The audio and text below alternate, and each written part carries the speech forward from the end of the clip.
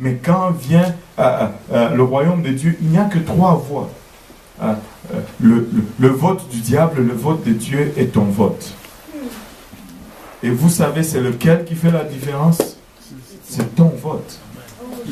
Parce que c'est ton vote qui va déterminer la majorité. De quel côté tu vas voter? Du côté du diable ou du côté de Dieu? Les deux veulent le contrôle. Et les deux désirent le contrôle de ta vie. Mais c'est ton vote qui va déterminer qui va prendre le contrôle. Parce qu'ils ont chacun un seul vote à faire.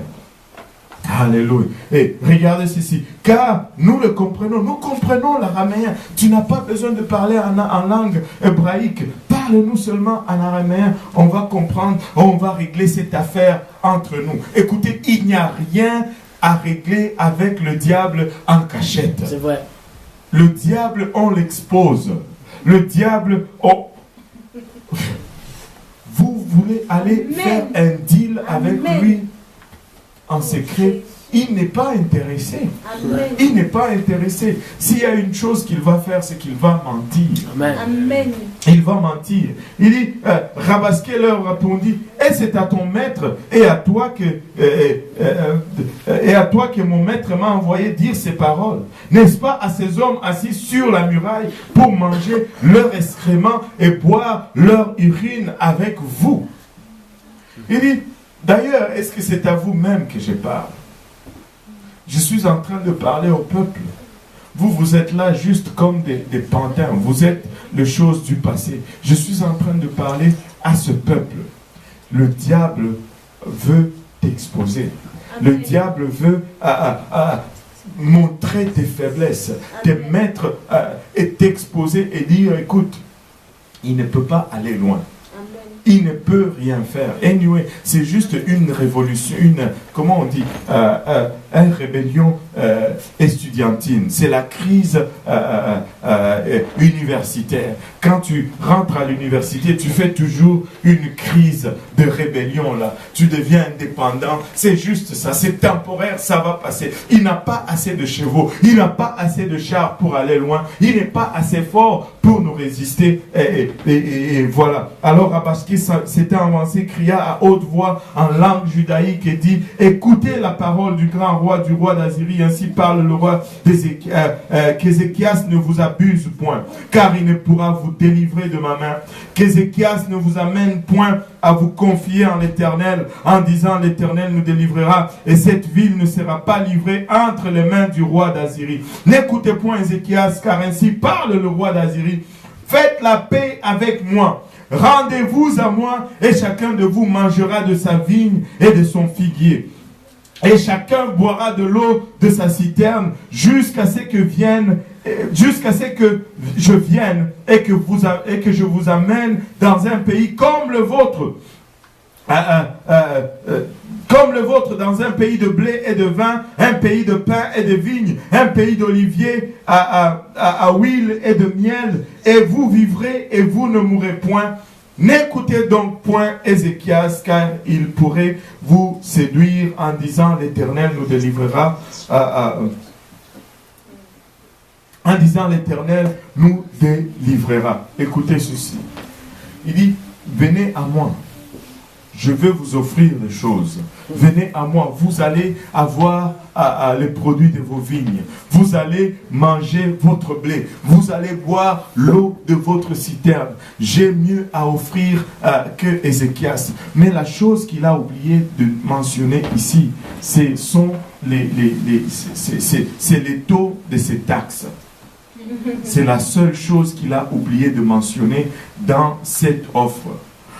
Parce qu'il n'était pas en train d'aller faire la guerre à Ézéchias juste pour le plaisir de rendre les Israélites libres. Il était en train d'aller faire la guerre à Ézéchias pour avoir accès au peuple de Dieu afin de collecter ses taxes et ses impôts. Il dit, n'écoutez pas Ézéchias, il va vous conduire vers l'Éternel. Si c'est l'Éternel qui t'a envoyé, et que Ézéchias va nous conduire vers cet Éternel, alors qu'est-ce que tu fais ici? Qu'est-ce que tu fais ici. L'Éternel, n'écoutez pas Ézéchias, s'il vous dit l'Éternel nous délivrera. Les deux nations, écoutez maintenant ceci, les deux nations, plutôt les dieux des nations, ont-ils délivré chacun son pays de la main du roi d'Assyrie? Où sont les dieux de Hamath et d'Arpad? Où sont les dieux de Sepharvaïm et de Nath et d'Iva? Ont-ils délivré Samarie de ma main? Parmi tous les dieux de ces pays, quels sont ceux qui ont délivré leur pays de ma main pour que l'Éternel délivre Jérusalem de ma main? Où sont les dieux de ces autres pays? Quand je les ai attaqués, les ont-ils délivrés? Pourquoi penses-tu que ton Dieu à toi va te délivrer de ma main? Quand j'ai frappé les autres, où était leur Dieu? Et le diable va parler dans ta situation. Il est en train de parler dans ta situation présentement. Tu sembles faire face à un mur. Tu sembles faire face à une opposition extrême. Et le diable est en train de te dire, mais où sont les promesses de ton Dieu? Où sont les promesses de ton Dieu? Regarde tel et tel. Il est en train de peiner encore dans sa situation. Mais regarde même ton pasteur, sa femme n'a pas eu un accident il y a 2 semaines. Où est ce Dieu qui te dit qu'il va faire quelque chose à toi dans ta vie? Il veut t'amener à regarder ta situation. Il veut t'amener à regarder l'opposition à laquelle tu fais face. Il veut t'amener à regarder le contexte dans lequel tu te trouves. Mais écoutez, les dieux que tu sers te dit au contraire ceci. Ne regarde pas ta situation. Ne regarde pas ton contexte. Ne regarde pas l'opposition qui s'élève contre toi. Regarde plutôt moi parce que je suis au-dessus de tous ces dieux. Amen. Ils avaient des dieux des idoles. Ils avaient des dieux de pierre et des dieux de bois qui ne pouvaient même pas bouger de leur lieu pour aller d'un lieu à un autre. Mais notre Dieu, alléluia, c'est lui que nous servons, est un Dieu qui n'est ni de bois, ni de pierre, amen, mais c'est un Dieu qui a des yeux pour voir. C'est un Dieu qui a des mains pour porter. C'est un Dieu qui a des jambes pour courir à ton secours. C'est un Dieu qui a des oreilles et il n'y a pas une prière que tu prononces qui ne rentre pas dans ses oreilles. Mais la situation pour Judas était catastrophique. La situation pour Judas était désespérée. Et tu regardes ta situation, tu te dis, ma situation est désespérée. Ma situation ne change pas. Ma situation est la même. Je vis l'oppression à gauche et à droite. Certains d'entre vous, vous êtes en train de faire face avec ce qui semble être même la source de votre provision. Et vous regardez cela, vous vous dites, oui, selon tout ce que je vois, c'est là que vient ma provision. Mais c'est là aussi que vient mon opposition. Si tu joues en coupe,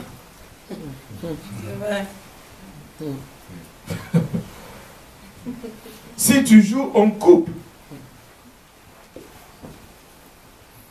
n'est-ce pas? Amen. D'où me viendra le secours?